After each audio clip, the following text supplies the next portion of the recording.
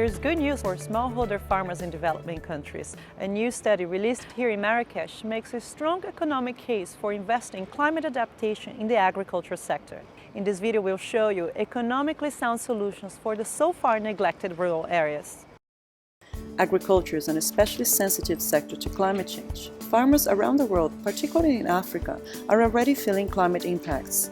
This sector contributes an average of 35% of emissions in developing countries and 12% in developed countries, excluding land use change.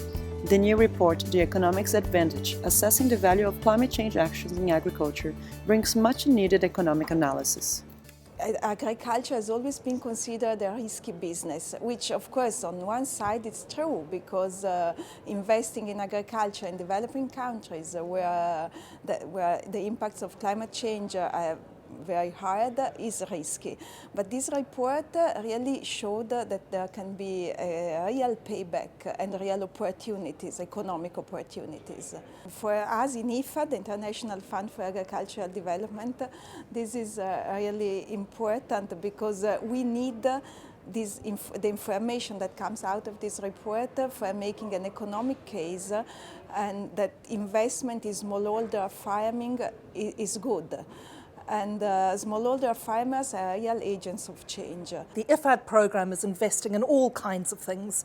Perhaps nearly half of its funding is going into building local organisations, their capacity to plan, their capacity to adapt, their linkages to markets, and particularly women's empowerment. So it's an unusual program. It's not just about technologies or building an erosion control. It's really about building people's own capacity. What they have found now, or what we found through the study, was that that does deliver positive economic returns across 32 countries, very different situations. We see up to 7 times a return, dollar and dollar, on the investment. The Paris Agreement, which recently entered into force, revealed the growing importance of agriculture in countries' efforts to combat climate change. I think Paris was a real step change for agriculture because we've been talking for years about getting agriculture onto the agenda.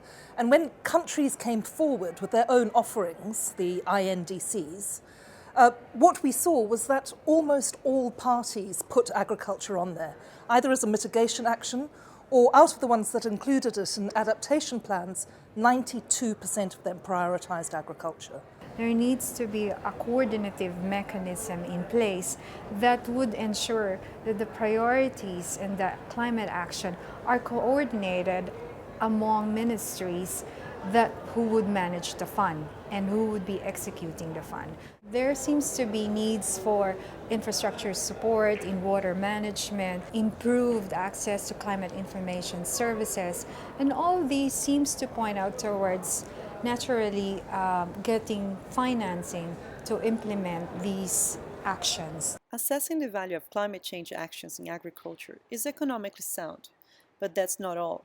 Adaptation and mitigation efforts should also make environmental and social sense, improving, for example, gender equality. One critical fact that we see is that while women provide about 70% of labour, farm labour in Africa, they have access to less than 1% of agricultural credit. Now, it's access to that finance that's going to be one of the biggest enablers of adaptation to climate change. So it's something we really need to do something about.